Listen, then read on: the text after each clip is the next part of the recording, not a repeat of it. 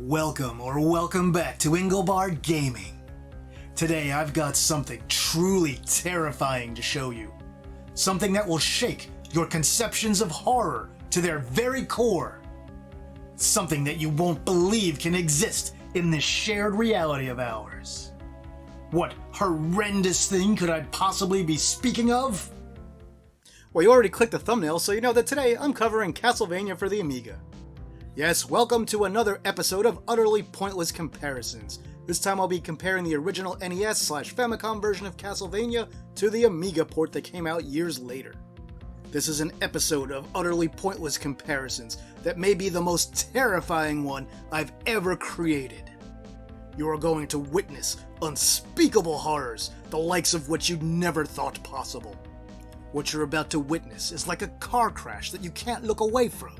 Or even worse, it's as stupefyingly terrible as the average episode of Star Trek Voyager. Yeah, I said it. So have a look at the specs for each piece of hardware we're looking at today while I tell you just a smidge about the game itself. Castlevania was originally released in Japan for the Famicom in 1986. It was a huge hit and of course has become a beloved series to this very day with many entries. About 4 years after its original release on that 8-bit Famicom, it was ported to the 16-bit Amiga computer. However, the port was done by Western developers. Now you may be thinking to yourself, wait a minute, the Amiga, I know that computer. It's a 16-bit computer. It has a huge color palette. It can show way more colors on screen than the NES. It's got 4 digital sound channels. It can do all kinds of visual effects like parallax scrolling. That version's gotta be amazing, right? Well, you're wrong! One quick thing I do want to mention here is that there is an excellent homebrew port of Castlevania currently in development for the Amiga platform. This one, however, is for the 32-bit Amigas using the AGA chipset, most notably for computers like the Amiga 1200 or even the CD32 platform. This comes to us courtesy of Dante Retro Dev, somebody I've seen on Twitter for quite a long time now. And I'm going to put a link in the description to his website for the game, and it includes a playable demo that you could download right now. And he's got it in a bunch of different formats on there, so pretty much anybody should be able to launch it and try it out. Go ahead and give it a look. Alright, back to the task at hand. Alright, so my recording methodology for this one. I did use save states, and a lot of them really only on the Amiga version. I didn't need them so much on the NES. The Amiga version is incredibly hard and incredibly rough and incredibly sloppy, which makes it more difficult than it should be to play through. Aside from that, I also trimmed out lots, and I mean lots of loading time from the Amiga version. There's a very long initial boot sequence for the game, and then there are long loads between full levels and stages, just like when you walk from one door to another. And I don't want you to have to sit there and just twiddle your thumbs watching load screens, because I care. You're welcome. And now, behold the most terrifying episode of Utterly Pointless Comparisons that you've ever seen. Let's get on with it. And we are underway. Right now we're listening to music from the Amiga version while it loads and prepares to start, which actually sounds pretty good. But don't worry, that's about to change.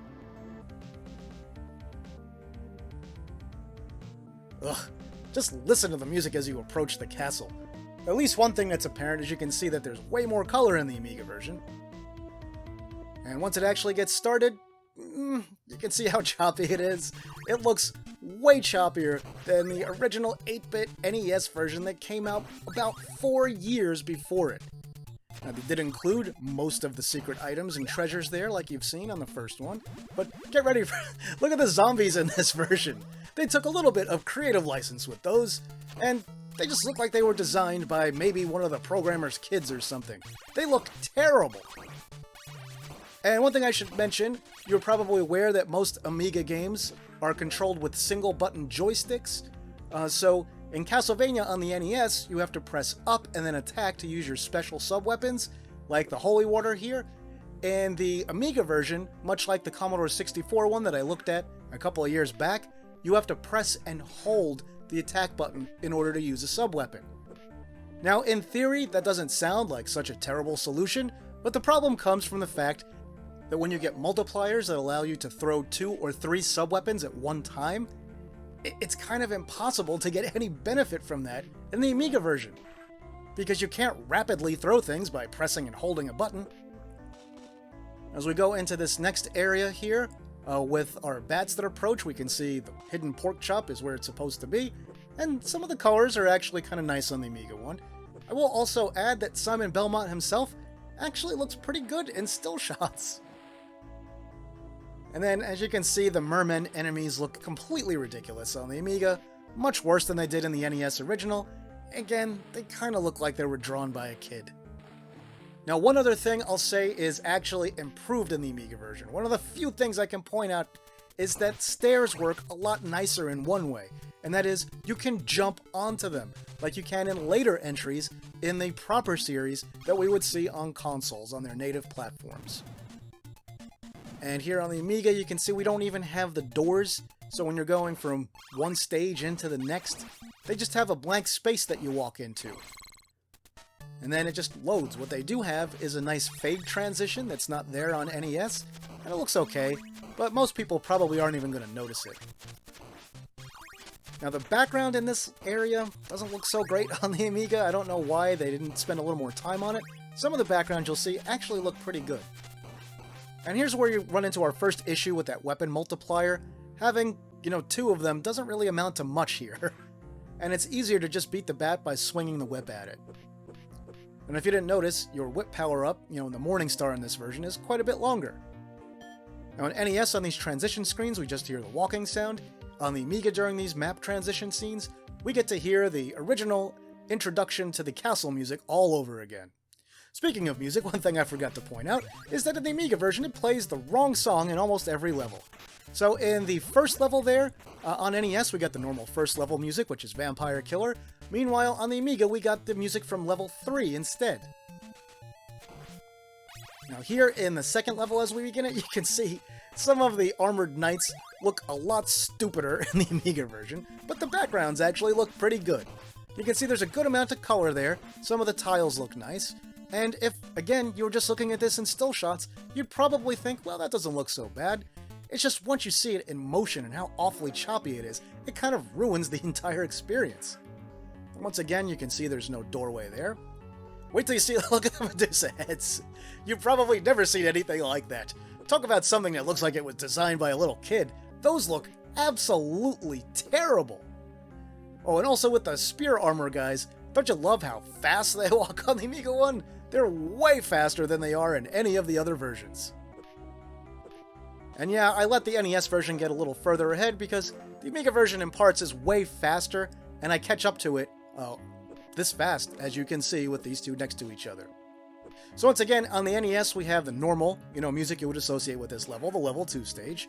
On the Amiga one, we're hearing the music that you would normally hear in the, the cave stage that begins level 4. I don't know why they played around with the song order like this. All the songs are here for the most part. There's only one or two of them that are actually cut. And one thing I didn't mention earlier is the boss music is all cut from this version. Now here's a pretty big change visually. They got rid of the big crunching spike things and replaced them with spears that just go down and stab at you. But I'll let you know right up front, the hitbox that you have makes it so they're basically exactly the same as those crunching spike platforms that are above you in the NES one. So, what you don't see here is I died an awful lot of times on the Amiga trying to get by that part. Maybe I'll show you some outtakes in another video at another time. And here we're missing some of the bone pillar enemies on the Amiga, but they will show up just later in the game. They're just not right here for some reason. Now we'll catch up on NES in just a sec. And we are on our way to Medusa. Here on NES, we get a nice little shadow effect, so it looks like things are dark outside and spooky and mysterious. On the Amiga, it's just black out there. But what I will say is, the room where you fight the boss looks nicer on the Amiga. They've added some nice effects to it. However, the boss itself, where do you see Medusa in this one? Look at that. That is one of the worst drawn sprites I've seen in a professional game, probably ever. And the reason that you're seeing me struggle here is it's hard to swing the whip right in this version. Just picking up the controls doesn't work like you would expect. It's hard to get that rhythm. On the NES, it's easy to get the rhythm. In the Amiga version, it's almost impossible. I think part of it is just from the detection to tell whether you're doing a short button press or a long button press. And there we go, Medusa is taken out, and level 2 is in the books. If you're wondering why I stopped using the watch there, it was because I ran out of hearts. Oh well. One other thing I can say about the Amiga version that's relatively nice is that it does have both music and sound effects at the same time, although you can turn them off individually.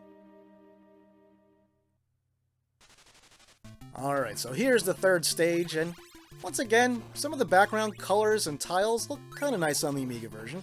This level doesn't look nearly as decrepit on the Amiga as it does on the NES. We're missing some details like statues and things like that, but you'll see as we go along here that there's some added details and parts too.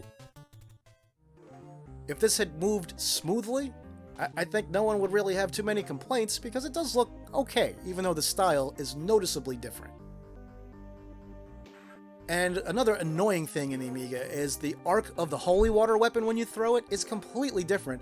It goes way in front of you instead of more of a downward angle just at your feet. So it's a lot tougher, and you have to throw it much more in advance of where you want it to land than you do in the original NES game. And I don't know what's going on with the crows or the ravens or whatever they're supposed to be. They're normal black birds on the NES like you would expect, but on the Amiga, they're yellow for some reason. And yes, they look awful. I mean, they're just black. That's like the easiest color to render on a computer. Once again, you can see there's no door here. And as we go on, I do like some of the added details in the backgrounds on the Amiga here. We've got some little clouds, some little silhouettes of buildings. We've got some banisters along sides of the walls here. There's just lots of different things that they added that weren't there in the original. And I don't mind them taking some creative license, when they improve things. It's just that for much of this, things aren't improved. And here's the one treasure that I've found is not present in the Amiga one. There may be more missing. I don't get every single one of them. I just kind of stopped there because I could tell there's at least one missing. And here we're finally seeing some of the bone pillars that were missing from the level before this one. So they're present on the Amiga, but they're not in all the same places, and there's not as many of them. There's no technical limitation for that. That's purely the way the designers intended to change the game. Why? I don't know, ask them. Now in this part for the long bridge, we can also see the statues in the background look quite a bit different. On NES, basically they're sort of like the Venus de Milo, whereas on the Amiga, they look kind of silly, frankly. It's just a woman holding a sword. Some of the swords are long, some of them are short because they're broken, and of course some are missing various parts of the anatomy of the statue. So here we're missing, a head and an arm and the sword and all that. And we are finally approaching the mummy boss. These two mummies are super annoying on NES. They're not really hard if you've got some good, sub-weapons. I don't as I go into this fight, so I have to struggle and fight like I'm just experiencing this for almost the first time. Meanwhile, on the Amiga, they just charge back and forth and stop every second or so to throw some bandages at you, and then they move again and stop again, and they just keep going. Their movement is completely predictable and simple. So this is one boss that's, it's a lot easier to understand what's coming since their movement has no randomness to it at all.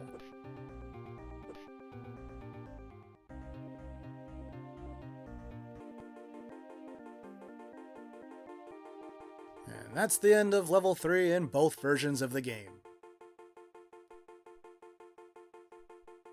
On the Amiga, you can kind of skip this part where it counts down your time and hearts, and I pretty much forgot about that in every level except for the very first one. Oh well, what can you do? So here's our map screen again, and we're getting ready to go into level 4, which on NES you'll see has us dropping down a very long pit. On the Amiga, it doesn't have that pit. You just fall in from the top of the screen. And instead of looking like a deep, dark, dank cave, you're just like outdoors in some pond with a whole bunch of lily pads and stuff. That's a very, very different design for this area. I'm not sure why they decided to make it so vastly different. And another thing I'm going to point out here is that this level on the Amiga, this section, is incredibly hard. If you can get through this without getting hit, well, you're much better at this game than I am. I pretty much just try to charge through it and get through as much as I can, and hopefully make it to the end without dying. On NES, you can be a lot more deliberate. Here you'll see that I use the stopwatch and things like that to help make it easier to get my way through without taking any damage at all. And now on NES, as we go up into this long pathway with all the albatross-style birds dropping off the fleamen, on the NES we hear the second stage music repeated. On the Amiga, throughout this whole entire level, we finally hear Vampire Killer. And it's not good. One other thing I have to point out about the music in this game is that so much of it has notes that are just wrong and off-key. And it's hard to believe that it was finished and completed and put out in this state, when these things are so obvious and would have been so easy to fix.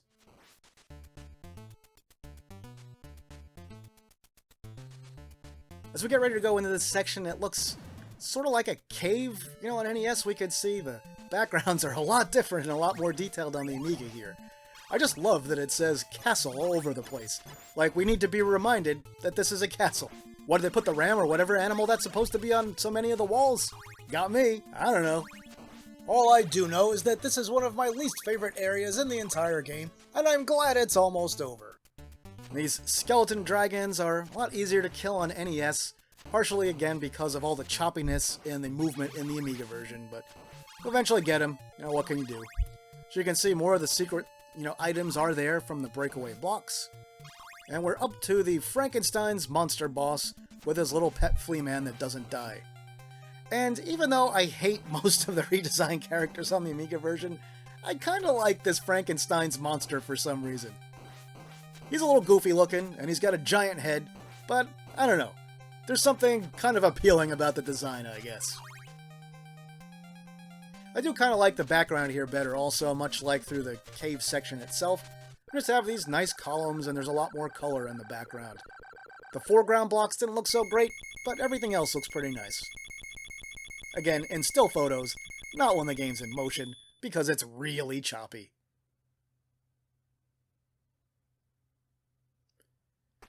Alright, here we are, everyone's favorite level, the one that leads to everyone's favorite boss, Death. Many a gamer's run stopped at death back in the day when NES Castlevania was new, and as you can see, or you will see on NES as I play it here, that didn't really have to be the case. There's a pretty easy way to take him out. Now, in the NES original, this is sort of a combination torture chamber / alchemy lab, while on the Amiga version, it's just more of a castle area. There's lots of shields and weapons on the wall, and there's a lot of nice colors and stuff, even though I do feel like there's maybe a little bit too much contrast between some of the bricks in some parts, like this part right here. But otherwise, on the whole, the background looks pretty nice. This is another part in the Amiga version in still shots. You would look at this and probably think, hey, that looks pretty good. And it's also another part in the Amiga version where once you see it in motion, that opinion and that illusion are completely shattered. With the capabilities of this machine, this version of Castlevania could have really been great even back then in 1990, even on a single disc like it is. It didn't have to use a lot of memory, it didn't have to take up a whole lot of space. There's just more they could have done to make this look a little nicer and to play a little better. And there was no reason the Amiga couldn't support multi-button controllers, and in fact, later on, it did. Even though most games still only used one button, there were a few that used at least two.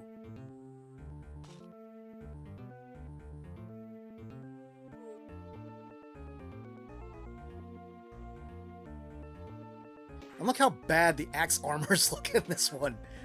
That is one of the silliest designs I've ever seen for an enemy in a Castlevania game.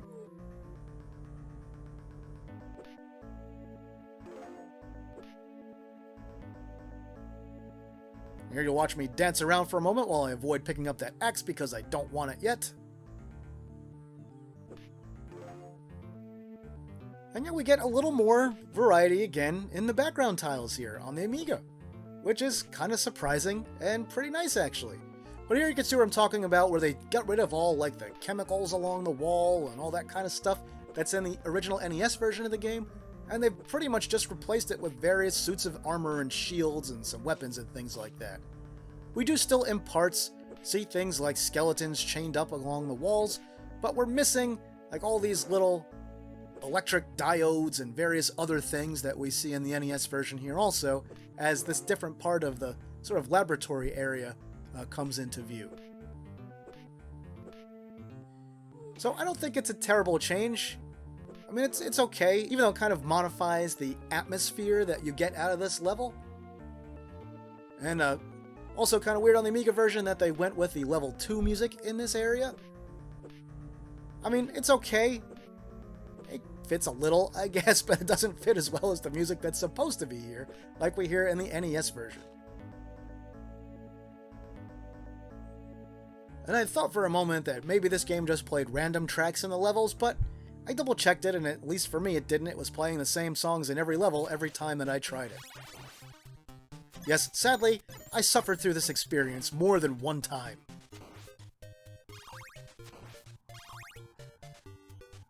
And we are making our way towards the end of the level. We'll have death coming up very soon.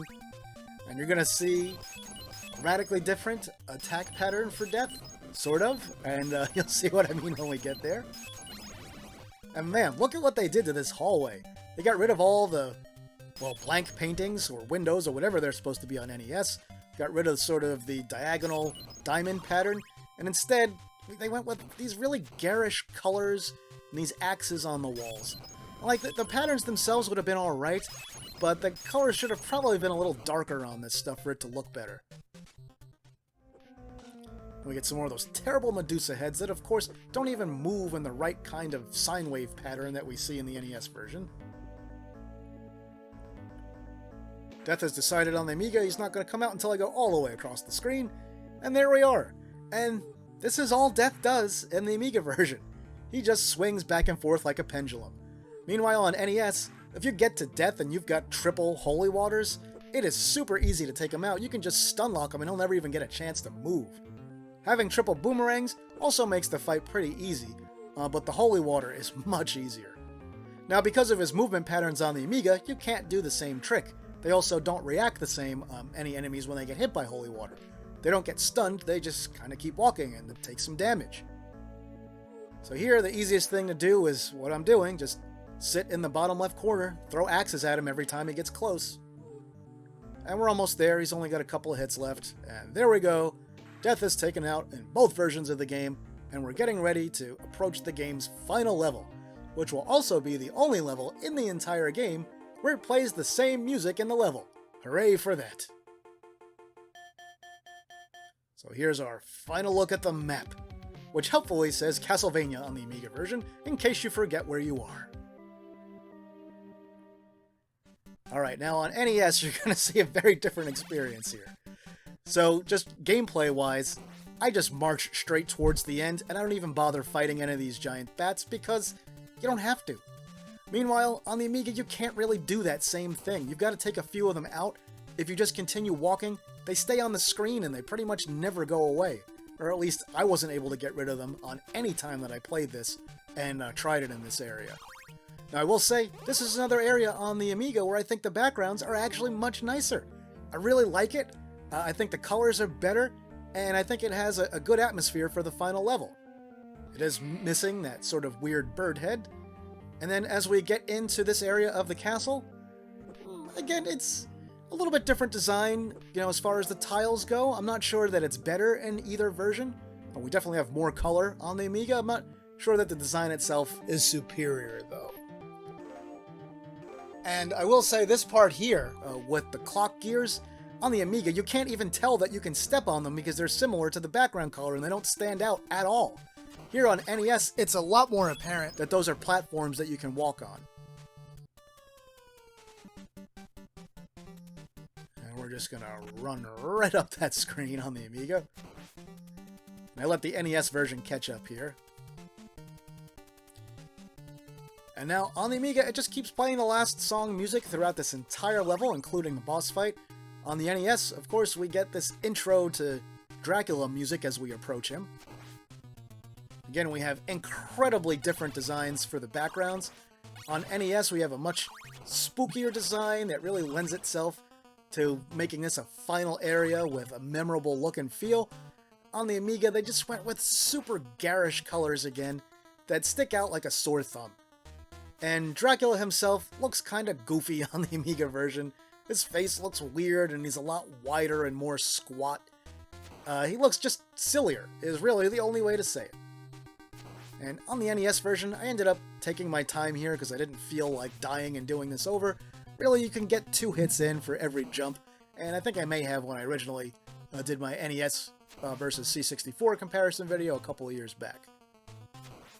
But don't worry, stick with me here, it's not going to take too much longer, we'll get there. We're going to pause the Amiga version now because we're getting ready to see the second form of Count Dracula when he turns into a monster.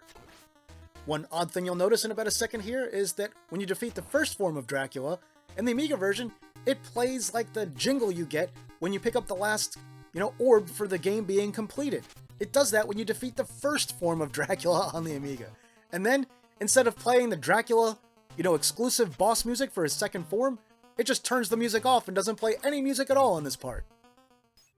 And man, he looks goofy again in this one. They really messed with the colors on that.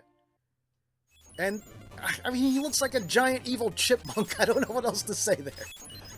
A giant evil chipmunk that just jumps over you and you can easily run under him and swat away at him as you do so. Now, I got here with no weapons left because I had died on one part.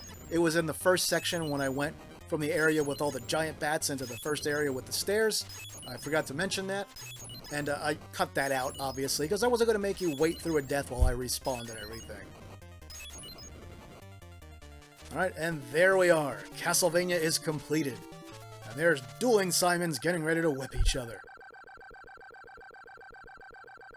So that is it, everybody. The complete game of Castlevania on the NES versus the Amiga.